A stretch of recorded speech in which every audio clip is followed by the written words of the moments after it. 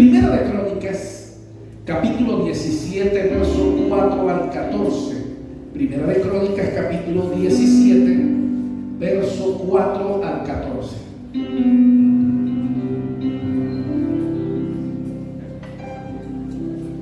Allí vamos a encontrar a nuestro Dios hablándole al profeta que trabajaba con el rey David, el profeta Natán. Y comienza de esta manera. Voy a leer la historia. Ustedes me pueden seguir aquí en la Reina Valera. Yo la tengo también en la Reina Valera. Dice así: Ve y di a David mi siervo. Así ha dicho Jehová: tú no me edificarás casa en que habite, porque no he habitado en casa alguna desde el día en que saqué a los hijos de Israel hasta hoy. Antes estuve de tienda en tienda y de tabernáculo en tabernáculo, por donde quiera que anduve con todo Israel. Hablé una palabra a algunos de los jueces de Israel, a los cuales mandé que apacentaran a mi pueblo, para decirles: ¿por qué no me edificáis casa de cedro? Verso 7. Por tanto ahora dirás a mi siervo David: así ha dicho Jehová de los ejércitos: yo te tomé del redil de detrás de las ovejas, para que fueses príncipe sobre mi pueblo Israel. Y he estado contigo en todo cuanto has andado, y he cortado a todos tus enemigos de delante de ti. Y te haré gran nombre, como el nombre de los grandes en la tierra. Asimismo he dispuesto lugar para mi pueblo, para que mi pueblo Israel, y lo he plantado para que habite en él y no sea más removido, ni los hijos de iniquidad lo consumirán más como antes. Verso 10. Y desde el tiempo que puse los jueces sobre mi pueblo Israel, más humillaré a todos tus enemigos. Te hago saber además que Jehová te edificará casa, y cuando tus días sean cumplidos para irte con tus padres, levantaré descendencia después de ti, a uno de entre tus hijos, y afirmaré tu reino. Él me edificará casa y yo confirmaré su trono eternamente. Yo le seré por padre y él me será por hijo, y no quitaré de él mi misericordia, como la quité de aquel día que fue antes de ti, sino que lo confirmaré en mi casa y en mi reino eternamente, y su reino será firme para siempre. Quiero que se fije por favor en la historia de hoy, en esta historia bíblica y en Crónicas, que la Biblia nos dice que Dios no tenía una casa donde morar. No sé si pudieron escuchar allí cuando yo lo leí. Dios no tenía una casa donde morar. La Biblia nos narra que Dios estuvo aquí en la tierra, en el monte Sinaí, o en el monte de Dios, o en el monte de Oreb. Luego dice que estuvo con ellos en las tiendas mientras estaban en el desierto, y en el tabernáculo. Y Dios le mandó al profeta Natán para que le dijera al rey David que él quería una casa donde habitar. ¿Me está siguiendo? Dios le mandó a decir: yo quiero una casa para poder habitar. En primera instancia, Dios le dijo a David acerca de edificar casa para él, pero solo le fue anunciado de que Dios quería una casa. Pero David no edificaría esa casa. Ahora, ¿por qué David se le negó el derecho de edificar casa para Dios? En Primera de Crónicas, en el capítulo 22, el verso 7 al verso 10, allí el Señor explica por qué David no podía construir la casa para el Señor. Allí dice: y dijo David a Salomón: hijo mío, en mi corazón tuve en edificar un templo al nombre de Jehová Dios. Mas vino a mí palabra de Jehová diciendo: tú has derramado mucha sangre y has hecho grandes guerras. No edificarás casa a mi nombre, porque has derramado mucha sangre en la tierra delante de mí. El verso 9: y aquí te nacerá un hijo, el cual será varón de paz, porque yo le daré paz de todos sus enemigos en derredor. Por tanto su nombre será Salomón. Y yo daré paz y reposo sobre Israel en sus días. Verso 10: él edificará casa a mi nombre, y él me será a mí por hijo, y yo le seré por padre, y afirmaré el trono de su reino sobre Israel para siempre. Mis queridos hermanos, amigos que me pueden escuchar, los que están fuera de Venezuela, en estas enseñanzas, o en esta enseñanza que hoy voy a estar desarrollando, vamos a formar familias completas y seguras. Vamos a hablar de un hogar hogar de una familia que debe ser completa y debe dar seguridad para todos los miembros de su familia. Y con un mayor entendimiento vamos a permitir que Dios edifique casa en tu casa y en tu familia, y que Dios haga casa con usted y haga casa conmigo. ¿Qué es el significado de casa? Según el diccionario, según la Biblia también. Una casa es un edificio. Una casa también puede ser referido a una familia, puede referirse a una habitación, a una morada, a un cimiento, o también puede referirse bíblicamente a un templo. Pero yo antes le hago a usted esta pregunta: ¿será que Dios aún anda buscando casa donde morar? Porque en el Antiguo Testamento me encuentro a que Dios estaba buscando una casa para morar. Le exigió a 2 jueces que él tenía que le construyeran una casa de cedro, porque él quería habitar en un lugar específico, aquí en la tierra. Y a David le colocó en el corazón que le construyera una casa, pero le dijo: yo quiero que me hagas una casa, pero tú no, porque tienes las manos muy manchadas de sangre. Dará a tu hijo, que voy a darle paz. Él no va a saber qué es la sangre. Él va a tener mucha paz y me va a construir un templo. Me pregunto, ¿será que Dios todavía hoy estará buscando una casa donde habitar? Es por eso que debemos ofrecernos, usted y yo, de manera voluntaria a Él, y brindarle nuestra casa, nuestro hogar, para que Él habite con nosotros y entre nosotros. Jesús dijo en Mateo 6:18: sobre esta roca voy a edificar mi iglesia. Y le dijo a Pedro: yo también te digo, Pedro, que tú eres Pedro, y sobre esta roca edificaré mi iglesia, y las puertas del Hades no prevalecerán contra ella. Mi querido hermano, Cristo venció la muerte por medio de su resurrección después de morir en la cruz. En 1 Corintios capítulo 15, ya en el verso 55, la palabra de Dios dice: ¿dónde está, oh muerte, tu aguijón? ¿Dónde, oh sepulcro, tu victoria? Ya que el aguijón de la muerte es el pecado, y el poder del pecado es la ley. Mas gracias sean dadas a Dios, que nos da la victoria por medio de nuestro Señor Jesucristo. Mis queridos hermanos, vamos a asemejar tu casa con esta casa, la casa de Dios. Vamos a imaginar que tu casa es como este templo, como la casa del Señor. Sí, tu casa donde vives. Tu casa donde vives con tu esposa, tu casa donde vives con tu esposo, donde vives con tus hijos, con tus nietos, o los que pronto van a ser abuelos con sus futuros nietos. Decíamos, Dios quiere morar en una casa, pero en lugar de una casa le vamos a ofrecer a Dios 2 casas. Yo quiero que usted le ofrezca su casa a Dios, y que también juntos le sigamos ofreciendo esta casa al Señor. Esto que se llama un templo es un lugar que lo dedicamos para la adoración a Dios. Y recuerda que una casa, un hogar, no lo hacen 4 paredes, lo hacen la gente que vive dentro de esa casa. Un hogar no se forma porque tenga 4 paredes, se forma porque adentro hay gente que forma una familia. Por lo tanto, tú tienes una casa que le puedes ofrecer a Dios, porque es una casa que, por más que tenga muchos problemas, es una casa donde hay amor, donde hay un matrimonio, donde hay hijos, donde se lucha por seguir hacia adelante. Y esta casa es igual, es una casa llena de gente hermosa como ustedes que están hoy aquí, donde juntos adoramos al Señor. Entonces tenemos 2 casas para ofrecerle al Señor, y Él, nuestro Dios, debe morar en estas casas. Nuestro Dios debe morar en tu casa, y nuestro Dios debe morar en esta casa. Y para que el Señor, ¿para qué debe el Señor morar allí? Para que Él añada a los que deben ser salvos. Él debe morar en esta casa para que más gente día a día llegue a los caminos del Señor. Y en tu casa, por ejemplo, va a añadir a los de tu propia familia. Porque es que todos los miembros de tu familia, en algún momento u otro, deberían conocer del Señor. Tus hijos, tus nietos, tus padres, tus hermanos. Nuestro hogar debe ser un hogar donde habite el Señor, y donde que cada persona que viva o llegue de visita pueda sentir el deseo de agradar a Dios, porque su presencia está habitando allí. Así como la casa del Señor, este templo es el lugar donde muchos vienen para conocer al Señor y se les predica también de la palabra. Tu casa debe ser el lugar de salvación para tu familia, para todos los de tu casa.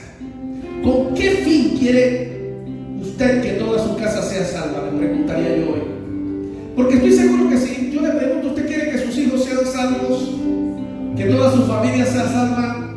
seguro que usted va a decir amén, pastor. Yo quiero que todo mi hogar, toda mi familia conozca de Cristo. Yo quisiera que mi hermano, mi tío, mi abuelo, todos se arrepintieran y mostraran su rostro al Señor. Que mis padres, Señor, o que mis hijos se arrepintieran de sus pecados y volvieran su rostro al Señor. Si ese es tu propósito y es lo que deseas, debes entender que tu hogar y tu casa es el centro donde Dios quiere habitar y donde tú y yo necesitamos que Él habite, para que sea su Santo Espíritu el que ministre la vida de los que viven allí. ¿Alguien puede decir amén? Si usted, por ejemplo, no sirve en la iglesia, me refiero, no está activo en el servicio de la iglesia, recuerde que servir en la iglesia no es el único lugar donde se sirve. Uno puede servir a Dios en otros lugares aparte de la iglesia también, para usted que no está trabajando o sirviendo en la casa del Señor. Podemos, por ejemplo, servirle a Dios con nuestra familia, en la atención a nuestra familia. Podemos servir en nuestro trabajo a Dios. Le podemos servir en nuestro trabajo siendo de canal de bendición para nuestros compañeros. En los estudios, en la universidad, en el liceo, podemos ser un instrumento de Dios. Viniendo a la iglesia le servimos al Señor también. Trayendo un invitado a la iglesia es una forma bonita también de servirle al Señor. Trayendo otro invitado al taller del próximo sábado a un matrimonio también es algo que agrada al Señor. Trayendo los diezmos, las ofrendas, donativos a la iglesia, todas esas cosas son formas de servir al Señor de una manera diferente. También se sirve a Dios sin trayendo nuestro corazón rendido delante de Él en adoración pura. Mis amados, cuando Salomón terminó de construir su casa, allá en Segunda de Crónicas, en el capítulo 6:14 en adelante, lo va a leer usted en su casa, en el 6:14 hasta el 31, que es el resto del capítulo. En esta escritura, Salomón explica totalmente cómo va a ser la fiesta, la celebración. Y yo hoy quiero, en base a esta escritura, hacer un análisis de los motivos de dedicarle la casa a Dios. ¿Cuáles son los motivos por los que usted y yo debemos dedicar esas 4 paredes donde vivimos, sea alquilado, sea propio, sea prestado, o sea que usted esté arrendado? Eso es un hogar y eso es una casa, y debe ser dedicado a nuestro Dios.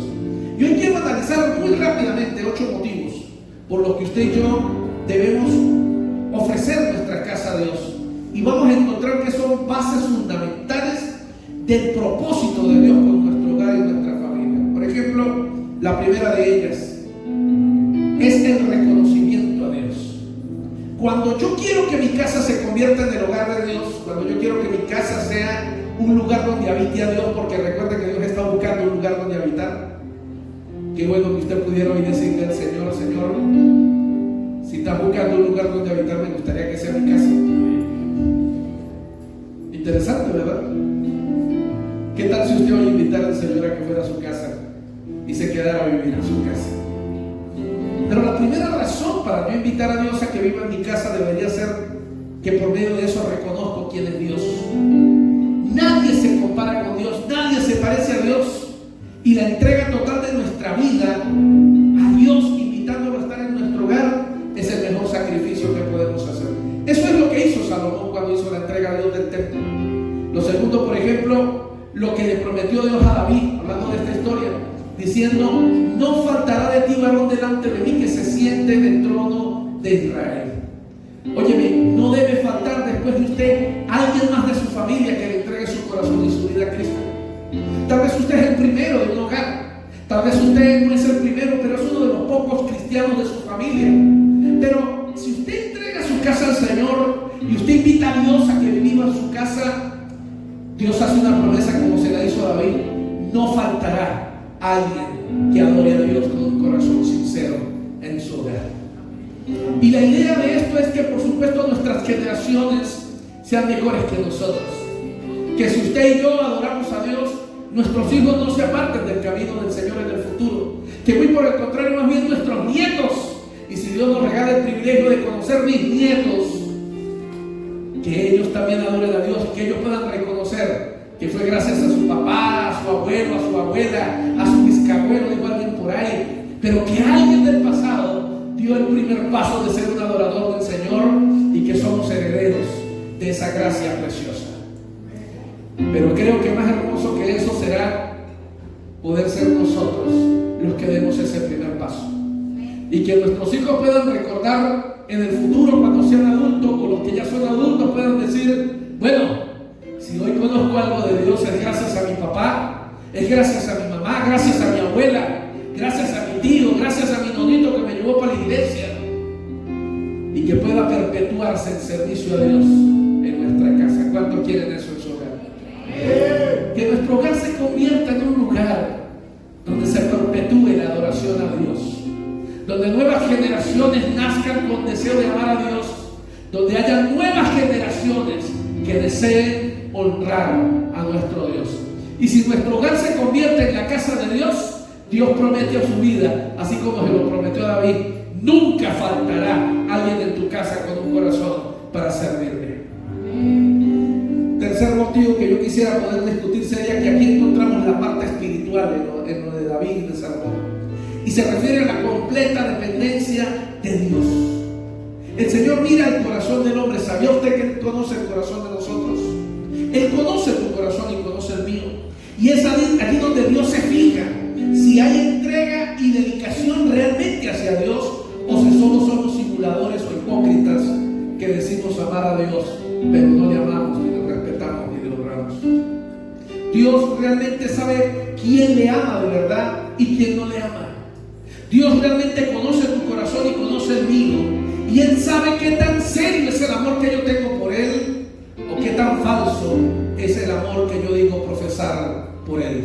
Él sabe quién se hace pasar por creyente y quién no, pero realmente, y Él lo sabe bien, cuando le adoramos, si podemos convencerlo con una adoración que salga del corazón o simplemente son palabras. Cuando nuestra casa se convierte en el lugar donde Dios habite, allí debería convertirse también en un lugar donde cada día podamos ser una mejor familia, de honra para nuestro Dios y de glorificación para nuestro Rey. Lo cuarto que pudiera yo tocar aquí rápidamente con respecto a los motivos de por qué mi casa debería ser el hogar del Señor es la atención inmediata de parte de Dios hacia la casa, donde su nombre se oiga, que lo pronuncien continuamente, y la oración y ruego que se hace desde ahí. Óigame, cuando en un hogar hay gente que ora, cuando en una casa hay gente que dedica un tiempito para Él, donde sea en la mañana, en la noche, alguien levanta una oración delante de Dios, allí los ojos de Dios están sobre esa casa y sobre los que habitan en ese hogar. Si yo quiero que Dios habite en mi casa, sería como cuando si yo quisiera que alguien especial me visitara. Yo no sé, me pregunto en este momento, ¿a quién te gustaría a ti tener de visita en tu hogar? Pero de seguro, si usted escoge a alguien a quien usted admira o a quien usted quiere, y usted se atreviera a invitarlo a que viniera a su casa, usted le prepara la mejor habitación. De seguro le destapa el juego de sábanas que tiene guardado para un regalo especial y dice: no, lo voy a poner en la cama porque este invitado quiero que huela a nuevo. Cuando se acueste en la cama, que huelan las sábanas a nuevo. De seguro usted manda a pintar las paredes y arreglarlas porque ese invitado especial, usted quiere que se sienta muy bien en esa casa. Y usted seguro le dice a sus hijos: mientras esté el invitado aquí en la casa, por favor se me portan bien. No me anden en chancleta, no me anden descalzos, ni me anden sin franela, se me ponen franela. Y se anden bien bañaditos y arregladitos mientras tengamos esta visita. Usted quiere que esta visita vea que es una casa bonita, donde se adora a Dios. ¿Está de acuerdo conmigo que así nos pasa a todos?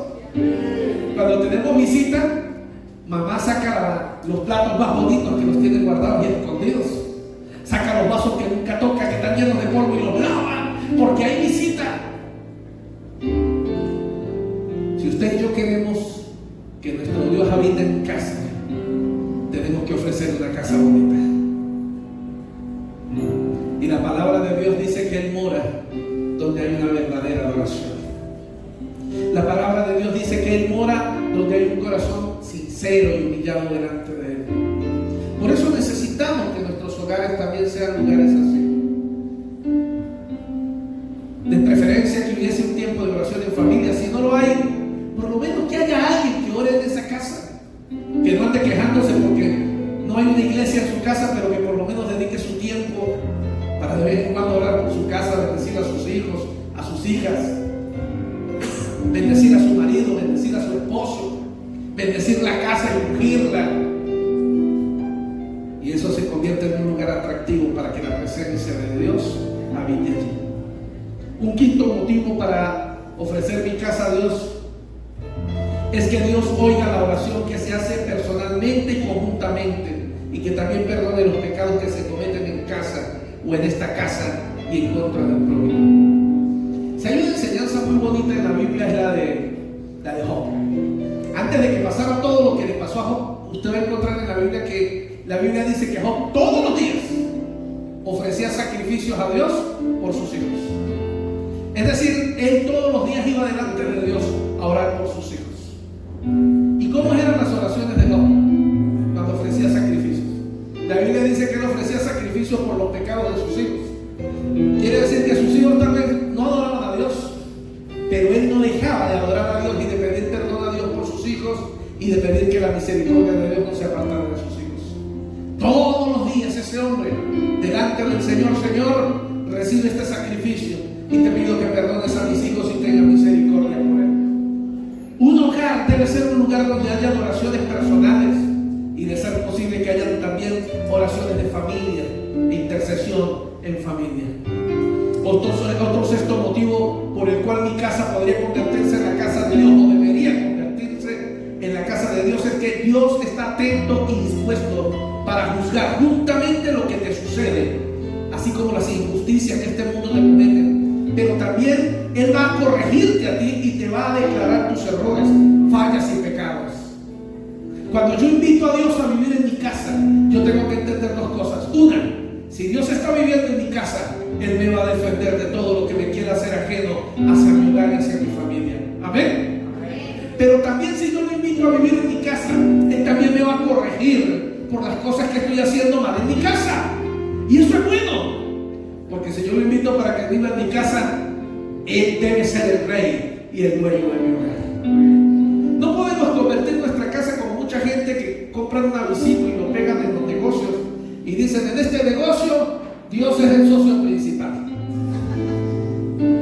Un mal hábito que la gente tiene a veces, que no tiene sentido. Dice socio principal y no se congregan en ninguna iglesia, venden cosas que no deberían vender, le cobran el IVA a la gente y se lo agarran para el bolsillo de ellos porque no lo pagan el gobierno, no entregan facturas, pero dice ahí: Dios es mi socio principal. ¿Usted sabe lo que significa ser socio, no? Cuando alguien es socio de un negocio, el socio pide su arreglo a fin de año y de vez en cuando. Bueno, hay muchos que tienen a Dios como socio, pero ni siquiera le dan las ofrendas y el diezmo que Él merece como socio de sus negocios. Eso es un mal hábito que hay de mucha gente. Ahora, si usted en verdad tiene a Dios como su socio, hónrelo como socio en su negocio. Y si usted quiere a Dios que habite en su casa, usted tiene que entender que tiene que darle autoridad y dominio en su hogar para que Él pueda hacer lo que tiene que hacer en su hogar. ¿Alguien puede decir amén? Así tiene que ser. Yo no puedo invitar a Dios a que esté en mi casa y yo decirle a Dios, así como la religión tradicional, que agarran a Dios y lo meten en un rinconcito de la casa, le prenden 2 velas y ahí se queda Dios. Mucha gente quiere llevarse a Dios para la casa para decir que lo tienen ahí. Entonces algunos hablan en la Biblia del Salmo 91, otros lo hablan en el Salmo 23 y lo ponen ahí. Ahí está Dios. No. Si yo voy a invitar a que Dios viva en mi casa, Él debe ser el rey de mi casa, el Señor de mi casa. Porque Dios no está para Él servirme a mí. Él no es el genio de la película Aladín. Esa, yo no la vi, pero me dijeron que fue buena. Él no es el genio de la botella que usted lo sopla y lo mueve y Él sale: cuéntame, hijo mío, cuáles son tus deseos que yo te los quiero cumplir. Pero ¿sabe que a veces hay gente que trata de esa manera? Ven a Dios como el genio de la botella y cuando están metidos en problemas soplan la botella. Dios, salga y concédeme 3 deseos: que la mujer mía deje de ser caspa y de molestarla. Y la mujer le pide: Dios, concédeme un solo deseo, que el desgraciado borracho ese se convierta.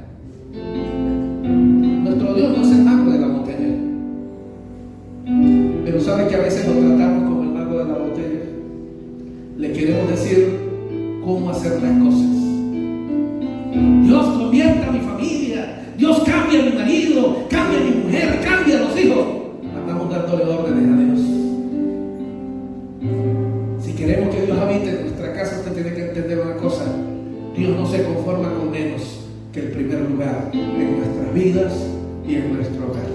Denle un aplauso a Dios, querido.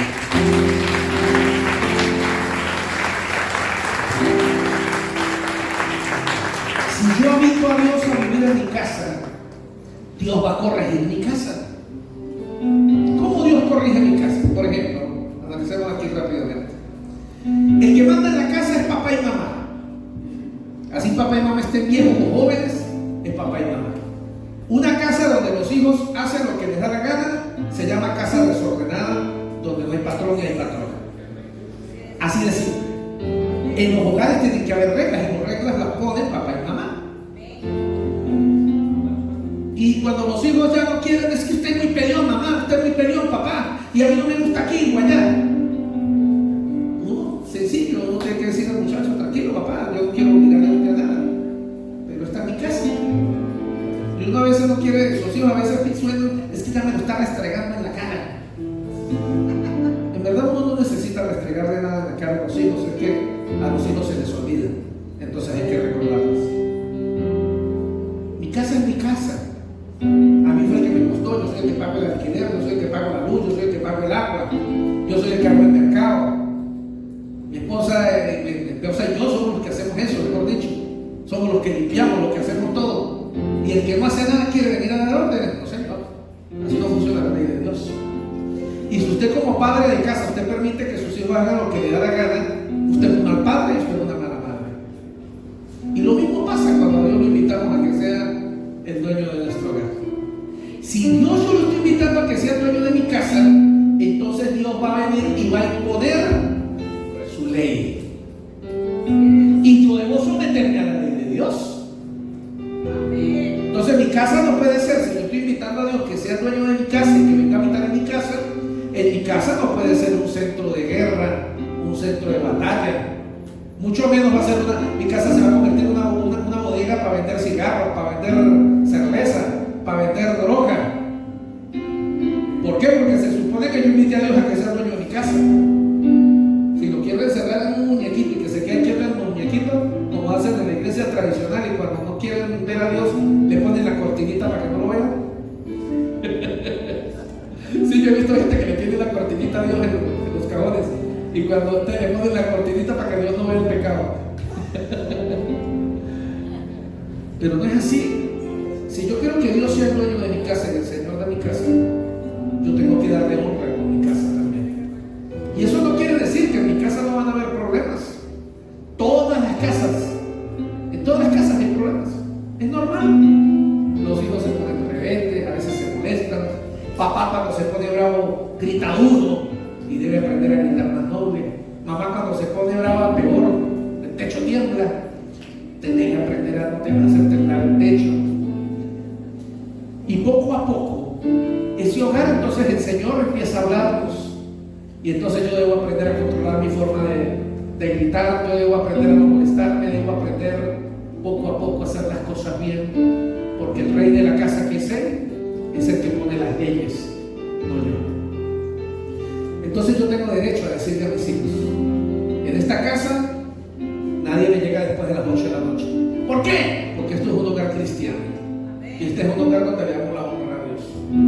Aquí no me va a llegar ninguno de mis hijos borrachos a la 1 de la madrugada dando un mal ejemplo a los vecinos. No, Señor, porque esta casa es una casa que le pertenece a Dios. Este no es un lugar donde va a venir mi hijo porque le dio la gana a prender el equipo de sonido y a ponerse a escuchar vallenatos o lo que le dé la gana porque está despechado, porque lo que le parece. No, Señor. Esta es mi casa y en mi casa mando yo y en mi casa manda el Señor. Y es un lugar donde más bien voy a poner música cristiana. Es un lugar donde va a sonar la música cristiana. Y si los vecinos se quejan, pues de mala, porque eso hacen fiesta a la 1 de la madrugada y lo quieren poner uno a escuchar vallenato. Pero el día que uno pone un poquito de música cristiana, ahí vienen a quejarse. Hace muchos años, me recuerdo, algunos vecinos se quejaron de que ustedes que no dejan dormir ahí en la iglesia a las 10 de la madrugada con ese escándalo. Los mandé a bañarse. Va a ponerme yo a pararles que a las 10 de la madrugada quieren a las 10 de la mañana estar durmiendo. ¿Acaso el problema mío que haya trasnochado? Pero cuando lo trasnochan a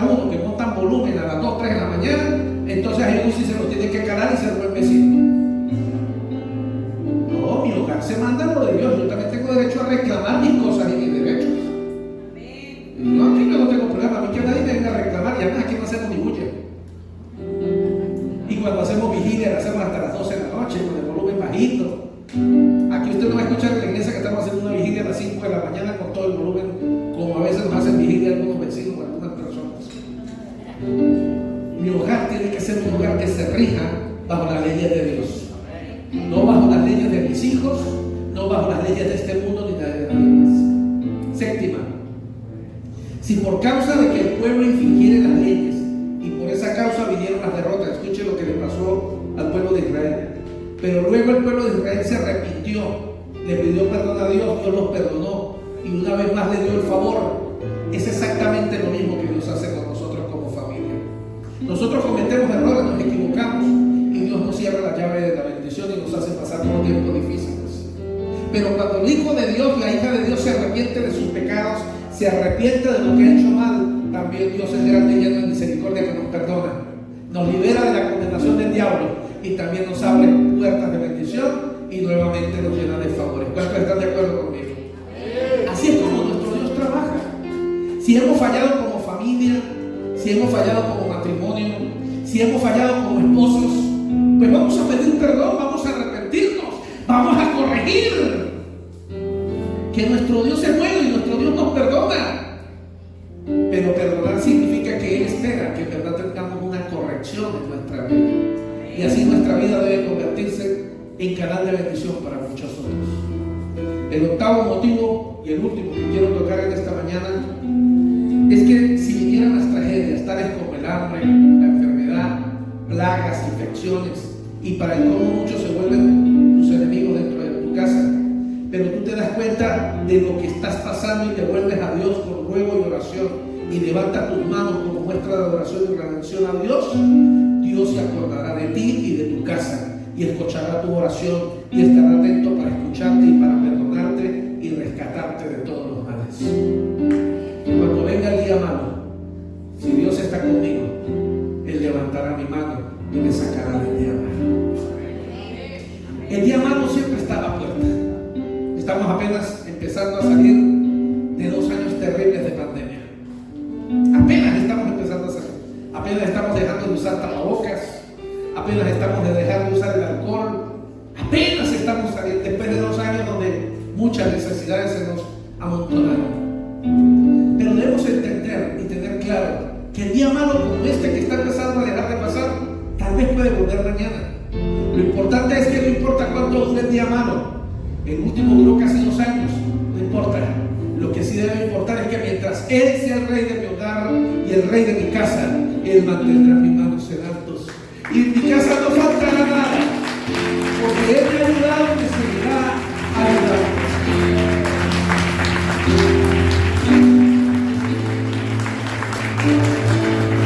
Porque mi Dios conoce nuestros corazones y cuando damos la respuesta correcta, nos arrepentimos y pedimos perdón, Él no retiene su mano para bendecirnos y para perdonarnos. Así que si hoy alguno de ustedes se siente que tal vez está lejos de Dios o que su casa está lejos de Dios, no se queje, simplemente pídale perdón a Dios, vuelva su rostro al Señor, empecemos a corregir nuestra vida y veremos cómo la mano de Dios y su favor nuevamente volverá a nuestro hogar y a nuestras familias. No olvides esto, por favor. Tu casa y esta casa no están completas si Dios no está en medio de ella. Un hogar donde no está Dios es un hogar incompleto. Una iglesia donde no está Dios es mejor que usemos un salón para un supermercado. Si Dios no está, no sirve para nada. Pero una casa donde no esté Dios tampoco sirve para nada. Necesitamos que Dios esté en medio de nuestro hogar. Debemos asegurarnos que en casa esté Dios y que habite en la casa. Es decir, no que venga Dios y al rato se vaya. No, Dios debe desear estar en nuestra casa. No piense que tu casa no es digna para que habite alguien tan glorioso como nuestro Dios. Yo sé que en tu casa a veces la gente no cree en Él. Yo sé que a veces en tu casa la situación no es fácil. A veces hay gente que es difícil. A veces hay gente que es criticona, que cuando tú medio hablas de Dios te critican, te condenan, te acusan, te regañan. Yo hoy quiero decirte, ten paciencia, por favor. Llénate de amor, llénate de paciencia, ten fe, que un día esa semilla que tú estás sembrando va a dar su fruto. Tu fe debe ser sometida a la paciencia. pierdas la fe, no pierdas la paciencia, ni tampoco pienses que tus oraciones no están siendo escuchadas por Dios, porque Dios es fiel y siempre cumplirá todo lo que nos ha prometido. Mis amados, la casa o la iglesia se edifica como fundamentos establecidos por Dios. Debemos vivir bajo los fundamentos del Señor. Finalizo leyendo la palabra de Dios en Mateo capítulo 7, en el verso 24. Mateo capítulo 7, verso 24 al 28 dice de esta manera: cualquiera pues que me oye estas palabras y las hace, le compararé con un hombre prudente que edificó su casa sobre la roca.